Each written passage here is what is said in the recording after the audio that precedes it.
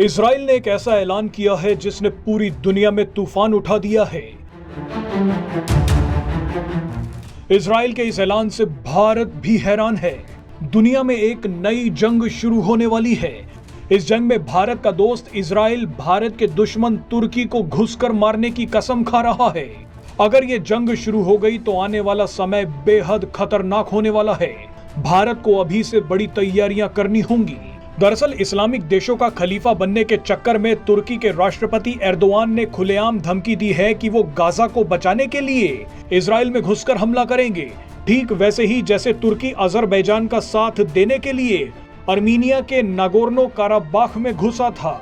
जानकारी के लिए बता दें कि अजरबैजान और अर्मीनिया नागोर्नो काराबाख नाम के एक इलाके पर दावा करते हैं। दोनों इस इलाके पर कब्जा करने के लिए जंग लड़ रहे हैं। इस जंग में भारत अर्मीनिया के साथ है तो तुर्की अजरबैजान के साथ। बहरहाल अब तुर्की और इजराइल की जंग पर आते हैं। तुर्की ने कहा है कि हिटलर ने नरसंहार किया था लेकिन उसका अंत हुआ। उसी तरह से अब बेंजामिन नेतन्याहू का भी अंत होगा, क्योंकि नेतन्याहू गाजा में नरसंहार कर रहे हैं। एर्दोआन का ये बयान इसलिए खतरनाक है क्योंकि तुर्की नाटो ग्रुप का मेंबर है। इसके अलावा तुर्की की सेना भी इजराइल से काफी बड़ी है। मगर तुर्की की इस धमकी के बाद इजराइल ने जो कहा है उसने दुनिया में भूचाल ला दिया है। इजराइल ने हिटलर वाले बयान पर पलटवार करते हुए कहा है कि तुर्की के राष्ट्रपति एर्दोआन का हाल सद्दाम हुसैन जैसा होगा, बस इंतजार करिए। इजराइल का ये बयान क्यों खतरनाक है वो आपको बताते हैं। दरअसल 1991 में जब सद्दाम हुसैन इराक पर राज करते थे, उस वक्त इराक ने इजराइल पर 42 मिसाइलें दागी थी, लेकिन उस समय इजराइल ने पलटवार नहीं किया था। इजराइल ने उस समय भी कहा था कि आप इंतजार करिए। इसके बाद एक्सपर्ट्स बताते हैं कि 2006 में इजराइल के कहने पर ही अमेरिका ने एक बड़ा ऑपरेशन करके सद्दाम हुसैन को मार दिया।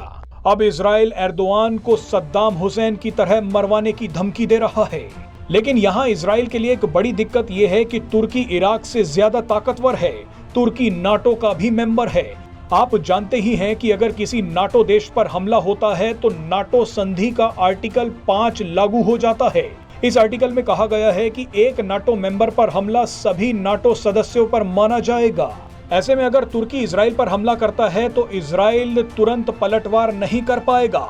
इजराइल तुर्की पर तभी हमला कर सकता है जब अमेरिका और बाकी नाटो देश तुर्की को नाटो ग्रुप से बाहर कर दे।